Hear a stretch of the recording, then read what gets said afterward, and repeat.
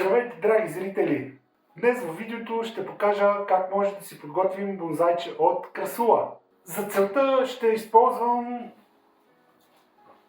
ето това растение. Красула овата. Купих си я от един зоомагазин. Да, зоомагазин. Има един маняк, който отглежда сукулентни и като размножи повече ги пуска за продажба в магазина си. Растението е много хубаво, има доста разклонения, здраво е. Както го гледам, изглежда като да е на 3-4 годишна възраст.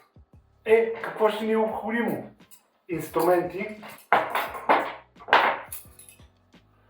съдове, в които да засадим бонзая.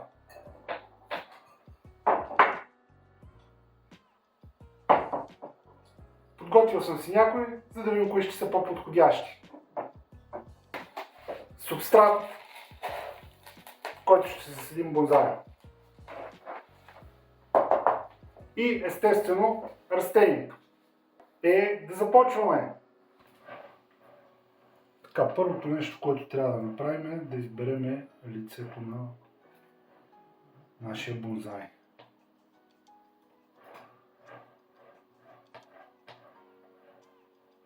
Ето това да бъде лицето на нашето дръвче, най-ми допада. И след това трябва да почистим от ненужните клонки, листя и да подрежем.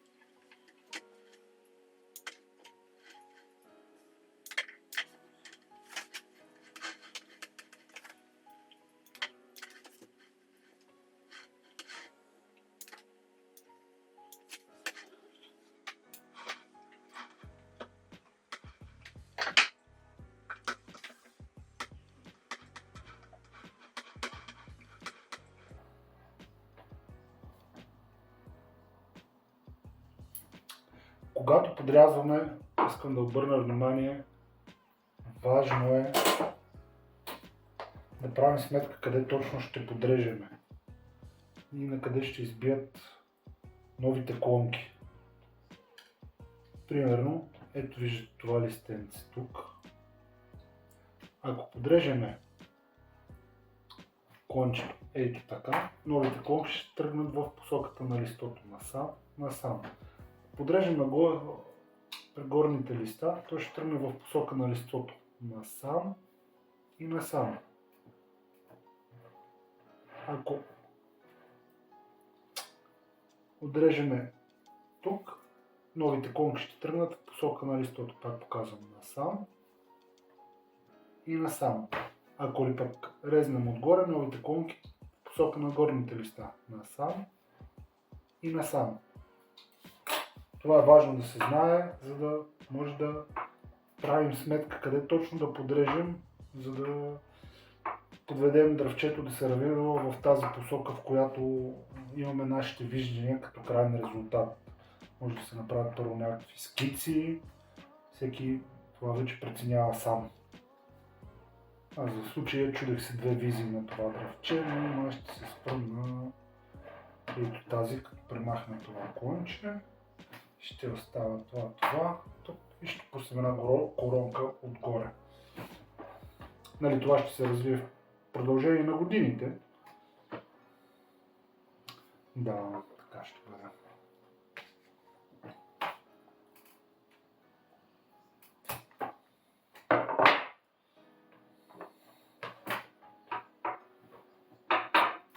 Така е вече доста по-добре.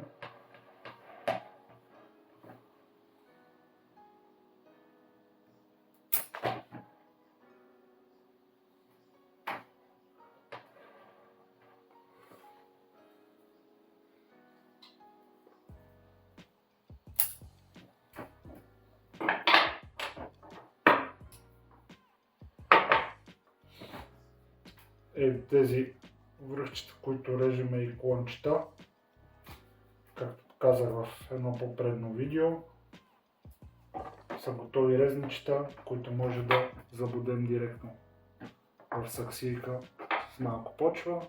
Те ще пуснат корени и ще растат новите растения.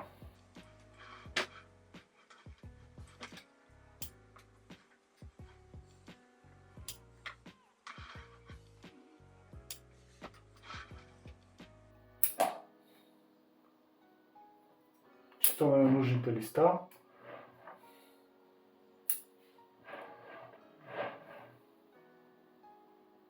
Дори всички листенца да премахнем няма да е грешно. До няколко седмици ще избият нови, така че не се притеснявайте.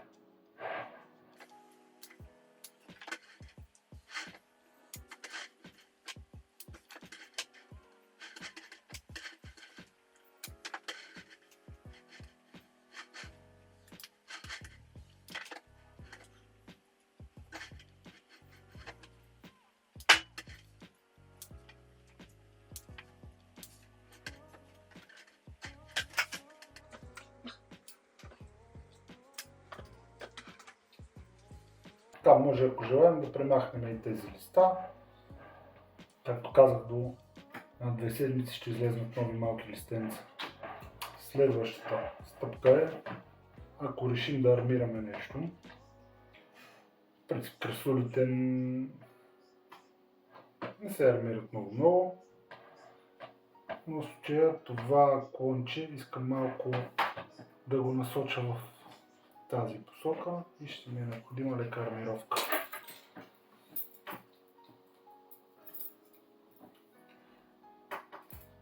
Армираме системата колко ще ни е необходима.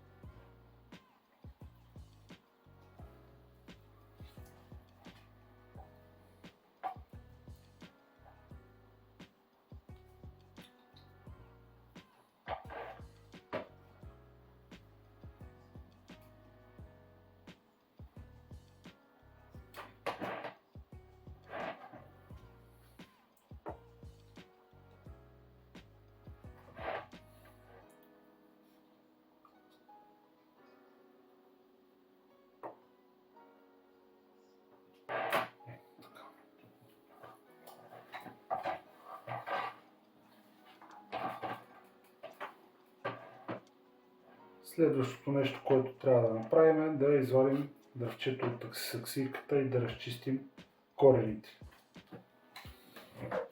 Също може тук малко това да наклоня в предавна посока.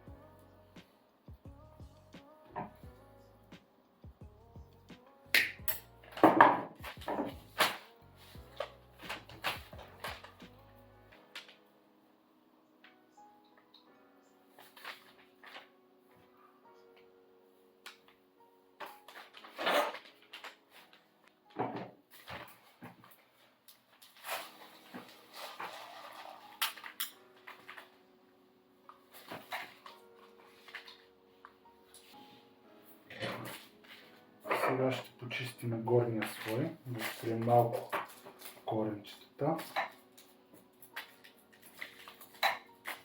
Тъй нареченото небари.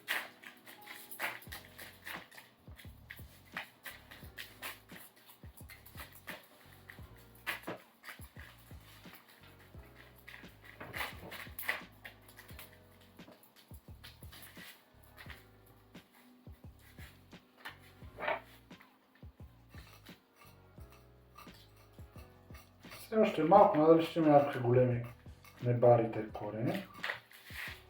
Първо ще предстои да се развиват. Ей, тук имаме някакво оформено.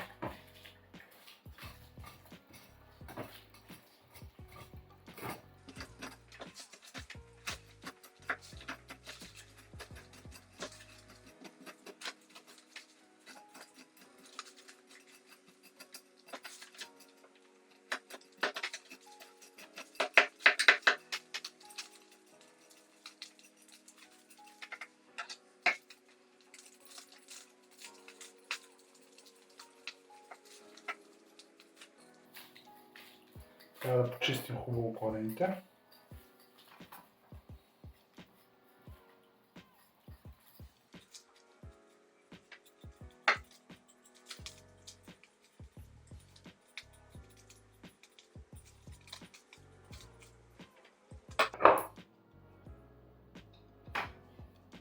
Това подрязваме излишните, ако има някой дълъг корен, който е надолу, на нас не ни трябва. На нас трябва тънички сникателни коренчета, които да се развиват настрани. В случая е доста добре, минимално ще подрежеме тези дългите. Трябва да оформим като баличка.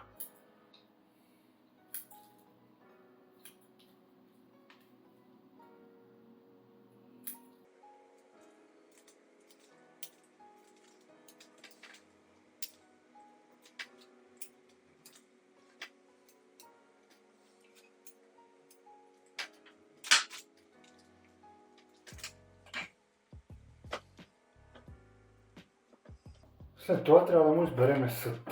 Аз съм си подготвил тук няколко съда. Това може да видите. За да преценя да имам избор, къде ще изглежда по-добре, къде ще се събере.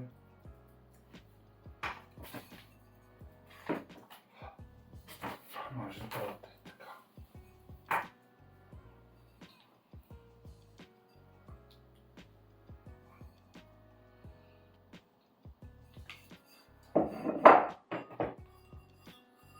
Вижте как ще изглежда в този. Този определено е доста голям.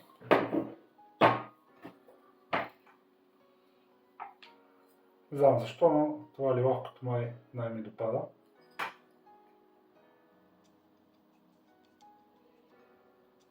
Може в това глиненкото. Добре. Така, сега да си разчистим, за да може да работим по-начисто.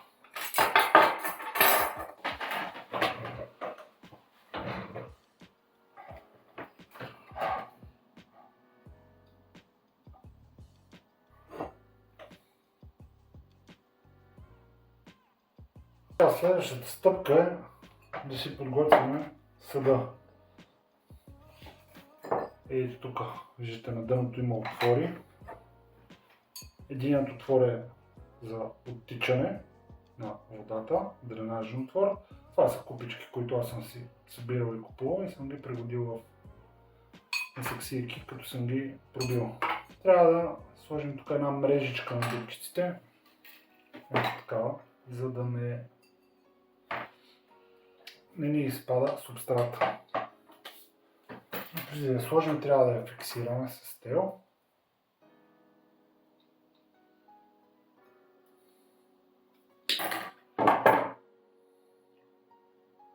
Правим се така една скобичка. По този начин. Мушваме я. Да промушваме през дупчицата.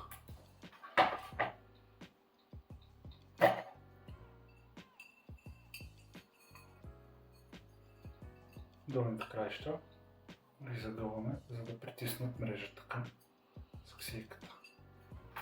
Готово са.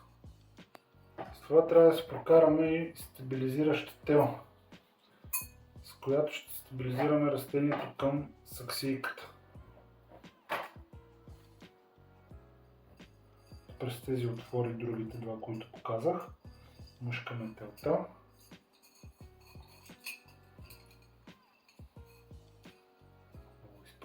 Долу.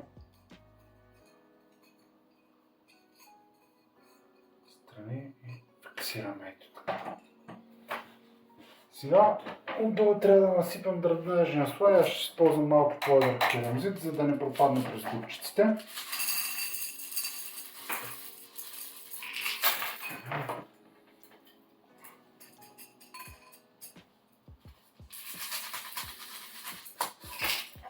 Ето така да покрия леко дъното.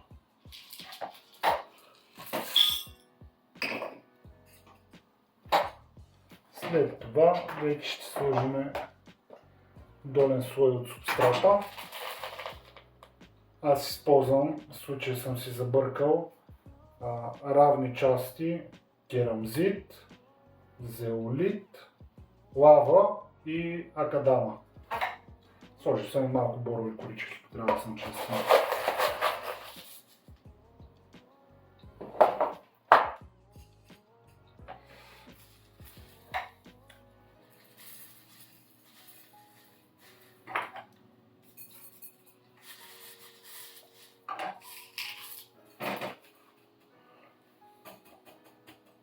А след като насипам, трябва да премерим къде ще ни дойде растението. В случая съм го оцелил. Сега трябва да стабилизираме растението към саксийката, да го пристегнем с тази тела. Аз обикновено гледам тук, ако може да мъшна някакси под баличката, за да не стърчи много телта, да изглежда по-прилежно и прибрано. В случая тук има една дупчица, където ще пробвам между коренчетата. Мисля, че ще ми свърши чудесна работа.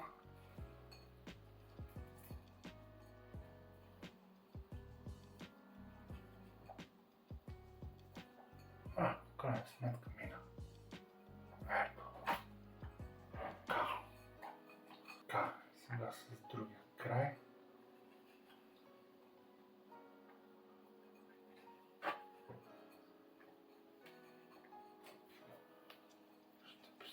Хубаво. Трябва растението да е максимално здраво укрепено.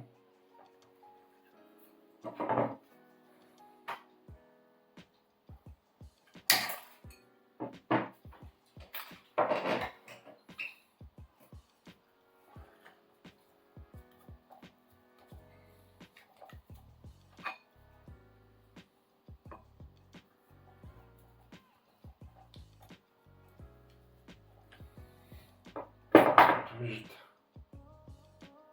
Това е едно добре укрепено растение. И сега допълваме с субстрата и уплътняваме.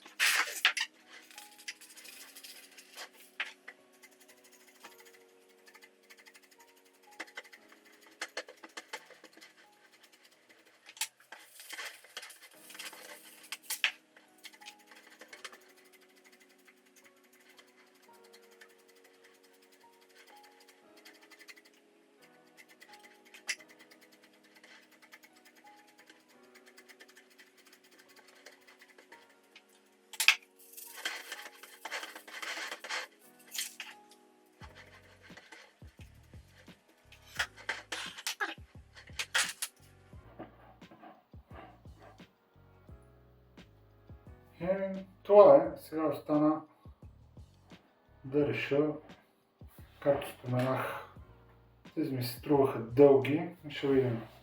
Ще помисля малко.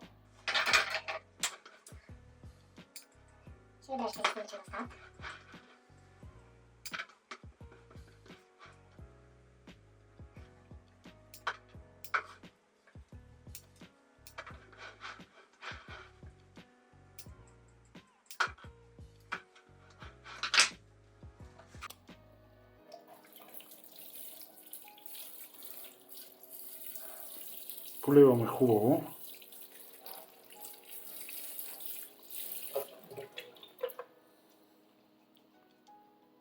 И ето това е крайният резултат от нашия труд. След около 1-2 седмици новите листенца ще поникнат от върховете. почне да се развива нова коронка.